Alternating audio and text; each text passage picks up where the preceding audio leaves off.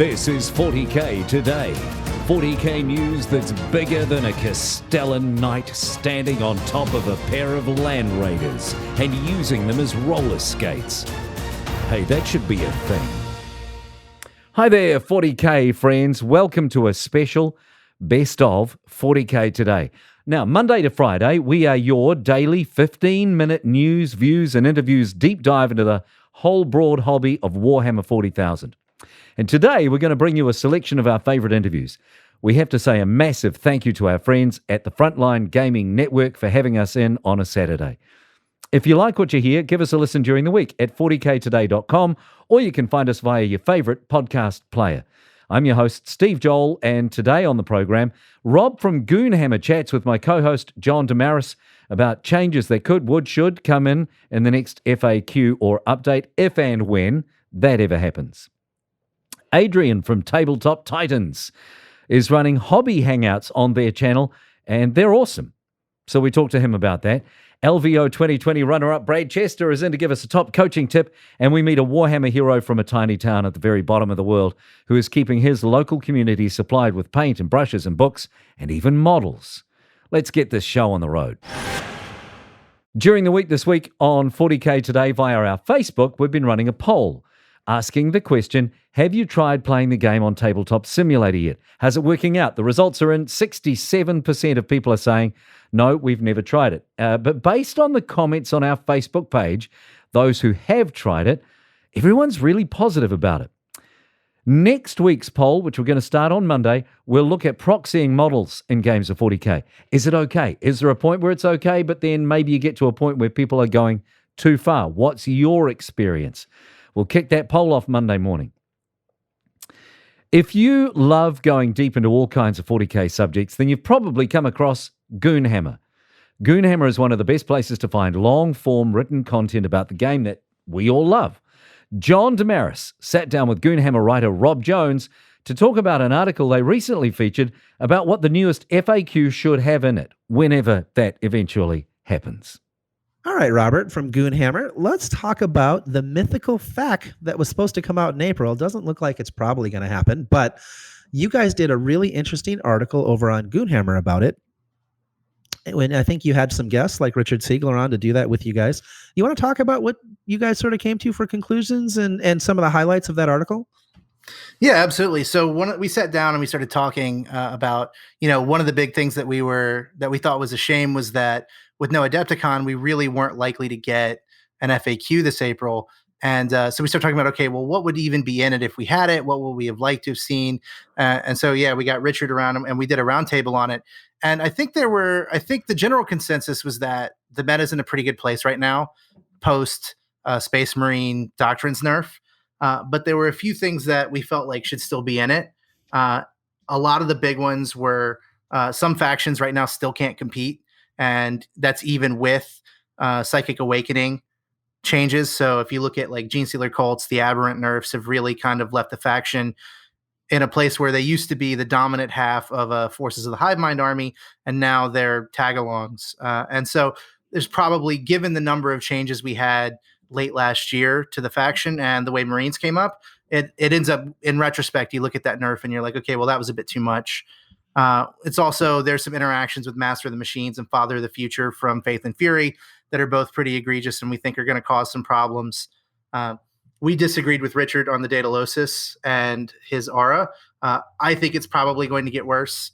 And then overall, just little quality of life improvements. There are a lot of things right now from a timing standpoint in the rules for 40K around what can happen at the end of a phase or at the start of a phase. And that's language that kind of varies over the last 20 or so codexes and needs to be cleaned up.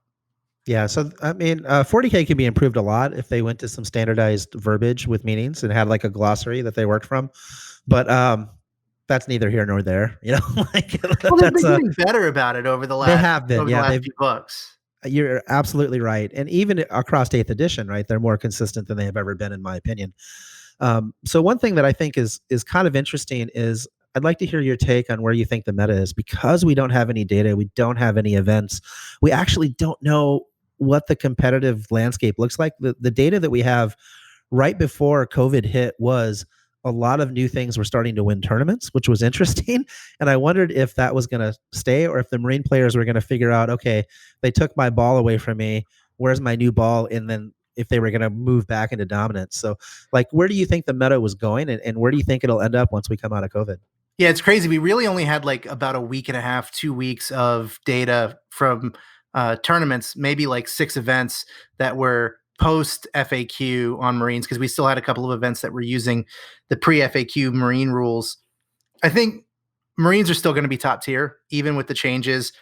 There's still a very compelling Iron Hands list to make. There's still a very compelling Raven Guard or Raven Guard successors list that you can field. They're just not they're just not going to be nearly as dominant because. Well, my prediction is now we'll see people start digging into, because of the doctrine changes, we'll start seeing Space Marine soup armies, and they can make some pretty interesting builds that you can't get out of a mono faction.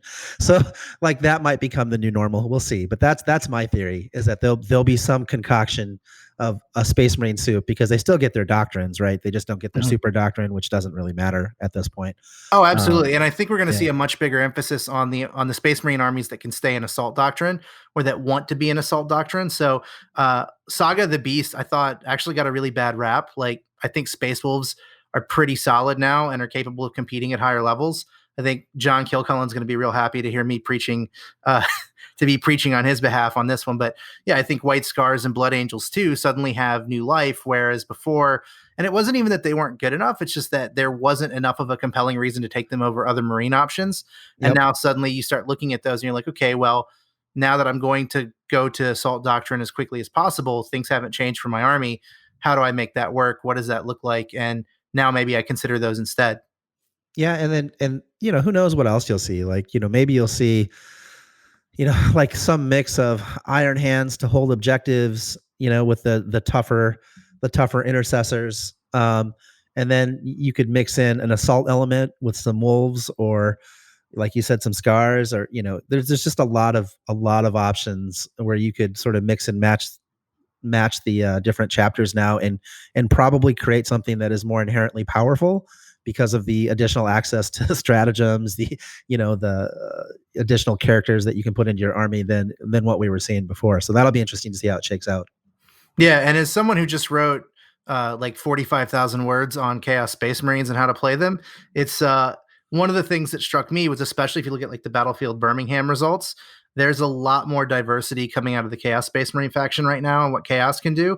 I think that's going to continue to expand and get explored when we come back. There are a lot of different ways to play that army now, a lot of new things that you can do with Thousand Suns, and a lot of different units that suddenly have value, where if you start looking at that army, it's not just Possessed, it's not just Lord of Skulls. There are a lot of different builds and a lot of different units that work. It's a very exciting time to be a Chaos Space Marine player, and I look forward to it to being completely blown up again when Engine War comes out and suddenly Knights are everywhere. So it'll be interesting for sure. Well, again, thank you for your time. Yeah, absolutely. Thanks for having me. That's Rob, one of the founders of GoonHammer. Make sure you check out GoonHammer.com. Certainly worth it. Our friends at Tabletop Titans have had to put their regular live-streamed battle reports on hold for obvious reasons, but they are still bringing us great content. As someone who enjoys the painting part of the hobby a lot, I'm loving Adrian's hobby hangouts. So this is a bit different to a lot of other folks. They do this live. You get to hang out with Adrian, watch what he's doing, and ask questions live, which he will then answer. The man does amazing work, so it was good to catch up with him and talk about some painting tips, and also to find out what he's covering in this week's Hobby Hangout. Adrian from Tabletop Titans, thanks so much for joining us again on the show. It's nice to have you back. Yeah, no problem. Thanks for having me, Steve. So last time we talked about a specific model, but I want to start this off by establishing your cred. You're a commissioned painter, is that right? Yeah, that's right. So with the Hobby Hangouts, you are hosting these. Can you talk us through the environment that you're doing this in? Is this a home or a studio, or how are you setting this up? Yeah, absolutely. So this is actually in our normal studio, but what we wanted to do was have a setup where we could basically run a solo show and sort of keep distance and everything. So we decided, okay, we'll have just one person on the camera. We do have our producer, Bridger, who's in the studio, but sort of separate from me. And it was this interesting challenge to how can we sort of recreate the environment at home, but also bring everyone together into this sort of digital community.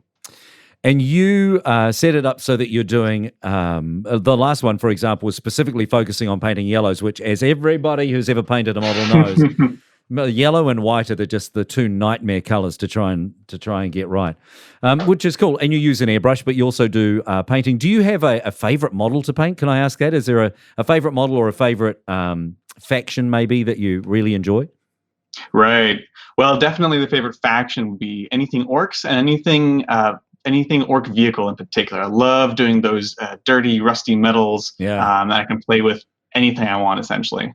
Yeah, you know what you do really well is the check thing, which I struggle with, man. I've tried it and I really struggle. So other than yellows, painting checkers on things like orc vehicles or, when you see harlequins, the people who can paint the diamonds on the harlequins, I'm just like, man, it's funny you should mention now. Actually, this week we're going to be doing a focus on that and how to use stencils to actually get those effects.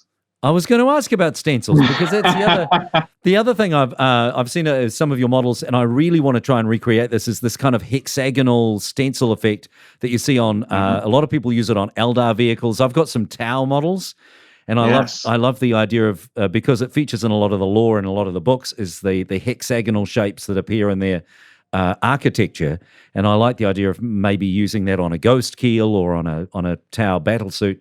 So stencils are coming up in one of the future hobby hangouts. Is that this coming week? Yeah, that's right, this week. Okay, so the hobby hangouts are on a Thursday, the same as your Tabletop Titans battle reports have been. And so we've covered yellow. We're going to cover stencils. What are some of the other plans that you've got for the hobby hangouts? Is it going to be all about painting, or are you doing kit bashing and things as well? We'll definitely be doing some kit bashing. That's obviously something that you know that I love. Yeah. And the main challenge will be, how do I take a subset of my bits and sprues and bring them and to the actual show and show that process without bringing a whole truckload? But we'll definitely be looking at that. Any sort of hobby techniques, right? It's really just, this is what I love to do. I want to kind of share some tips and tricks. And we also learn a lot from just discussing with the participants in each episode. So I'm excited to just try new things. What I love, and you're just, because you are so good at what you do, what I love as a person I've only been in the hobby for about 3 or so years. And so for me, a lot of these techniques that you take for granted are things that I'm learning all the time. For example, I only recently YouTubed how to paint lenses. And it's simple, you're right? It's an easy thing, but the effect is so good when you get it right. So you learn these little things, just one little takeaway from what you guys are doing or what you're doing with your hobby hangouts. You get one little takeaway, you go away, you practice it a little bit, and suddenly this whole world opens up to you, and it makes the models so much better, just having one little new technique to do. And the way you do it, we've got a whole week to practice before we learn another one. So it's cool. Exactly. Yeah. And that was a big push. We started with the airbrush last week, and that one in particular, I was like, okay, here are all of the mistakes that I've made, and here's how you can not make them. The things that I wish someone had just told me. And like you said, it's often just simple tricks that make a huge difference. Yeah, the airbrush thing is interesting. A buddy of mine over here and I have both decided airbrushing is the next stage for us. But it's airbrushing, buying an airbrush, learning to airbrush, all of those things. It's really intimidating. So doing what you're doing and helping us out with a few tips, it's invaluable. And right now is the time to do it because we all kind of, we can't play. So, yeah, exactly. Right. And that was kind of the first impetus where I said, well, let's try something that we don't normally do because this is the perfect opportunity, Yeah, I'm doing a lot more painting. The first move for me was to try and learn how to play on Tabletop Simulator, which I've given up now. So I'm all focusing on the painting. Hey man, thank you so much for joining us. So Tabletop Titans is the channel. You can find it on YouTube. And it's Thursdays. What sort of time do the videos go up if people want to watch them live and actually hang out with you, which is the intent? Yeah, we've been doing 6 p.m. Pacific Standard Time. Okay, great stuff. Look, thanks so much for doing it. We appreciate that you found a way to kind of keep us entertained through this whole period, this very strange period around the world. So keep up the great work, man. Take care. Yeah, thanks, Steve. That's Adrian from Tabletop Titans. The link to their YouTube channel is in our show notes. Make sure you tune in this Thursday evening. Today's episode of 40K Today is brought to you by Frontline Gaming. Frontline Gaming is a one-stop shop for all your Warhammer hobby needs, discounted products, American-made gaming mats and terrain, and a full line of miniatures painting service and daily hobby content. And this can all be found at frontlinegaming.org. Okay, folks, let's introduce you to a genuine Warhammer hero. We know that over the past few weeks, getting our fix of plastic crack has been impossible. The stores are closed. The online option, up until very recently, has been shut off around the world. You haven't been able to get paints or brushes or books or anything. Unless, if you have a globe, spin it now and look all the way down to the bottom, just above the Antarctic. There's a tiny country there called New Zealand. And in New Zealand, there's a tiny town called Paraparaumu. The population's about 20,000. And in that tiny town, there's a man who's been able to keep his local hobbyists supplied. I spoke with Scott Bowman about his very unique situation. From a tiny little town on the west coast of the North Island of New Zealand, Scott Bowman, hello. Hi, Steve. How you doing? Yeah, good, mate. So, listen, let's just talk through your story because it is such a unique thing. Sure. The fact that you run a pharmacy, I mean, you're a pharmacist and people have been able to rely on you as an essential service, and obviously you've had to stay open. Correct. But a little corner of your store is also dedicated to hobby. And it's grown from a little corner. Oh, is it really? So, okay. So it used to be a little corner. It's now kind of stretched around a bit. Yeah, cards on the table. I've been out to see Scott, and so he's just up the road from where I am. For people, our international listeners, my city is not far away from his town. So I've been up there. So it's slightly more than a tiny little corner of your store now. But it does mean that people in your local area have been able to come in, and you've got everything in place so that it's all safe and contactless and all of that. But they're able to come in and keep hobby supplies going. Has it been in high demand? Has it been popular? It's been crazy. I think as soon as people realized they were going to be stuck indoors for an unknown amount of time, the idea of something they can do indoors was great. So existing hobby customers came flying into us and picked up all sorts of goodies for the lockdown period. But we even had people who hadn't been hobby customers before, who had been pharmacy customers and glanced around and thought, oh, I could grab that. So little things like, card games, board games, or even some of the simple traditional sort of the Airfix starter kits that come with paint and glue and brush all in the one set, they flew off the shelves. So yeah, wow. It's been a crazy time. And I have to say, it's been nice to be able to get in and get things like paints and brushes. I mean, it's for the first couple of weeks we were fine, but then, the paints and the brushes started to wear out and the bottles were getting empty, so they must have been a big seller as well. It's, yeah. I mean, the peripherals like that, all your paints and brushes and glues and things, I mean, they were in high demand pretty quickly. But I mean, even, some of the big top-end ticket items have gone as well. So it's been all around. It's just been nonstop. And obviously, normally with, as you said, I'm still a pharmacist, so normally I'm helping out in the store, and the store has been absolutely nuts with prescription business as well. Yeah. With the way the whole thing's gone. I mean, we've had, because people are in lockdown, so people that would have normally been, say, going to the city for their scripts because they work there, they're now at home, so we've picked up new customers that way, and then the government switched everything to monthly dispensing as well. So we just got through the first month's worth, and now they're all coming back for repeats as well. So it's been absolutely nuts. And I haven't even been able to help Tracy out, the pharmacist in store. So she's been run ragged. I've been run ragged with hobbies and things. It's been bedlam, but it's been great fun too, if I can put it that way. Yeah, you must hear people talking about all this extra time they have in lockdown and think, where is that time? We've been saying, where's our time? But I mean, hey, it's been good for pennies in the till and things. But yeah, we've been knackered. It's going home and you're absolutely shattered, Yeah. So you're not getting any time to do hobby stuff yourself? Not during the lockdown, no. I mean, as I say, we took the Easter weekend off and we took the Anzac weekend off, and there was so much needed a break for all the staff because it worked so hard. But yeah, it was just great at those times just to go, pick up a paintbrush and just paint something, Yeah. Just as an aside for folks listening who are all, it's a 40K podcast. So what's your army? What are you working on? What is your thing at the moment?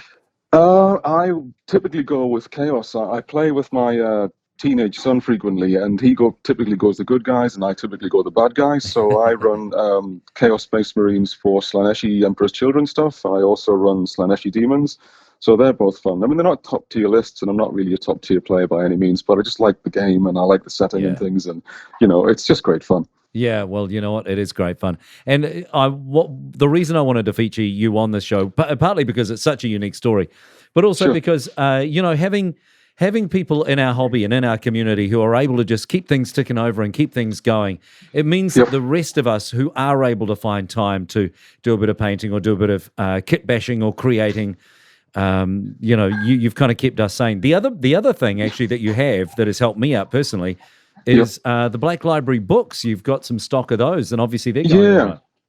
Of course. I mean, yes, it's another little adjunct to the whole hobby thing that, the background fluff and lore is such a popular thing too. It's one of the things that really hooks people into the story and buying the models and playing the game. So yeah, we've got a decent little book section as well. And often we run a little Black Library promotion as well. So if you buy a book, you get a free little novella that comes with it as well. So it's always great to pick up. And, if you are stuck at home with nothing to do, reading the novel is a nice little pastime too. It's just a shame that our friends who are listening in Europe and the UK and the States can't partake. But thank you for being available for your local community. We appreciate it. Oh, my pleasure. My pleasure, Steve. That is Scott Bowman, pharmacist, 40K player and painter, and Warhammer hero. Now, every week on a Friday, we like to take it to the tabletop. We love to collect and build and paint, but this is where the action happens, when we're playing the game we love. The idea with this regular segment on 40K Today is to help you get better at the game so that when we all get to go back and play, we have some new tricks to try. Yesterday, we featured the coach, top player, LVO runner-up, Brad Chester, who stopped in to speak with John DeMaris and to give us a tip. All right, Brad, let's talk about list iteration. I think a thing that our listeners probably would like to know is, how do you massage your lists to make them into competitive lists, and what's the process you go through to refine a list? So I like to start with a concept. Like my current concept I was talking with you and Nick about, was a Blood Angel Space Wolf amalgamation of just detachments with it. And the concept is put a lot of hard to kill units in impulsors and stuff like that with when to use some of the new Space Wolf dreadnoughts with 4-up invulns, and just take the board and hold it. So I basically get about a 1,000-ish or more points, and I work around that. So my first went, and then you have to ask yourself, are these good against, do I have a problem against Horde? Do I have enough attacks, enough shots? Is this good against hard? Do I have things that take out hard targets? Can I take the objectives? Is this going to be late game worthy? And then I work around that. And the thing is I like to have a core concept that, it may change a smidge, but I like to have basically a set portion of the list and then work around, because you don't want to change too many variables. It's like when you're just trying to solve for X. If you put Y, A, B, Y, A, B, C, and Y in there, you know what I mean? All of a sudden, you don't know what was the key component there. So I like to just adjust a few hundred points and keep tuning that in, and choose it and figuring out what was the best version. What worked in those versions. Did it, like for instance with the Blood Angel Space Wolves, I'm going back and forth between more flying, like the Sanguinary Guard units and Vanguard vets and stuff, and we're just tooling with those. But then I was like, well, is only one battalion enough? So then you're like, well, a battalion gives you a little bit weaker of unit, but gives you 4 more command points, which does a lot when I'm working with Blade Angels and Space Wolf characters and stuff like that.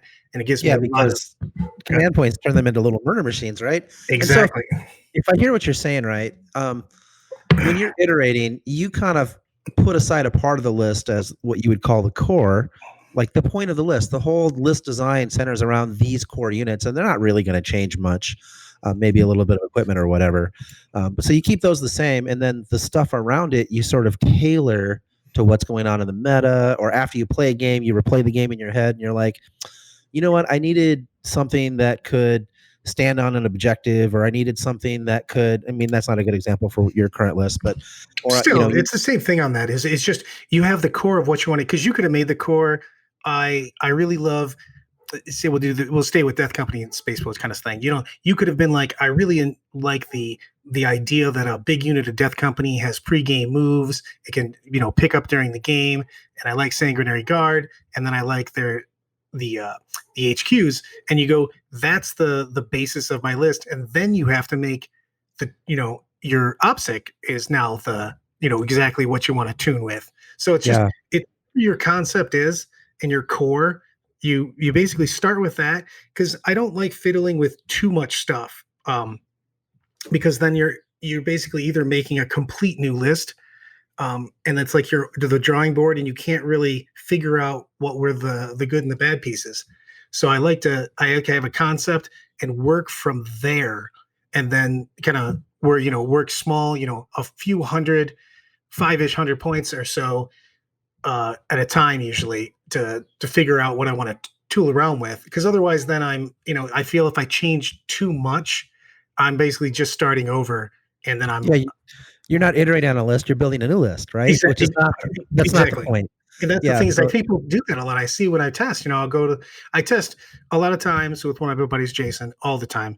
But like when we'll go to the local game store to, and get games with other people, I just see a lot of times people do that. They'll make that mistake. I feel they'll think that the list will play a test game, and then, they lose the game, and then they feel that they have to just tear the list down completely. You're like, well, you should be tearing it down slightly. You know what I mean? Figuring out what were the best things in that army and what were the things that you didn't like. So take away the chaff and, fine tune, because you're never going to get a fine tune if you're consistently just, starting over. Exactly. Right? And you see people do that all the time where they're like, I didn't think this worked very well, I'm going to do this. And you're like, no, you need to it's fine tuning that makes your list tournament, 5-1, 6-0 ready, as opposed to consistently, right, shooting out too much.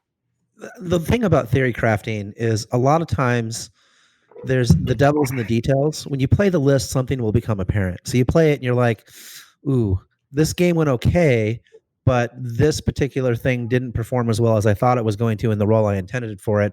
Let me try something else in that role.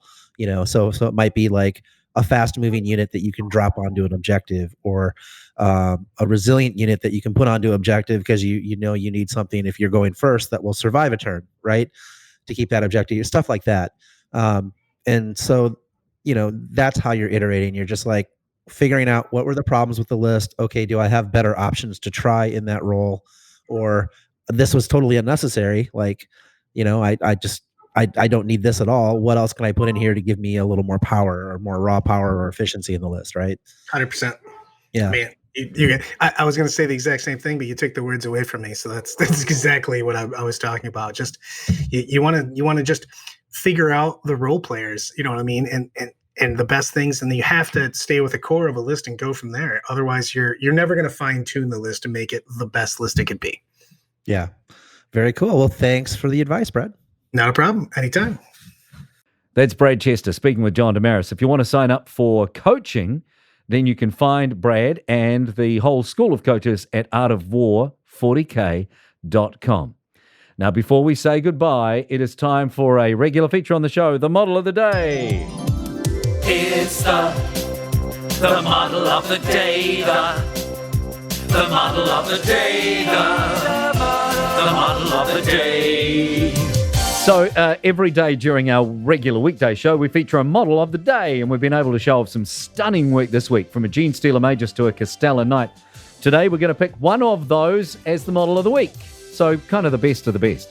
Make sure you go to our Facebook page and look at the stunning work on the Keeper of Secrets by MB_Shizune. This is the Instagram name. They've created a dramatic model with stunning use of color. The highlights are amazing. Beautiful purples and pinks and blues and golds. The colors are stunning, and the skill on display is incredible. The cloth will blow your mind. So the links to pictures of that are on our Facebook or in the show notes for this episode. And as always, if you've got a model that you want us to feature on our show, or if you've seen a model that you think would be great, let us know. And that's it for the best of 40K today. Thanks so much for joining us. Thank you to our content producer, Alex Bainter, our social media guru, Tanya Gates, and our technical producer, Seamus Ronan, for all of their hard work in putting the program together.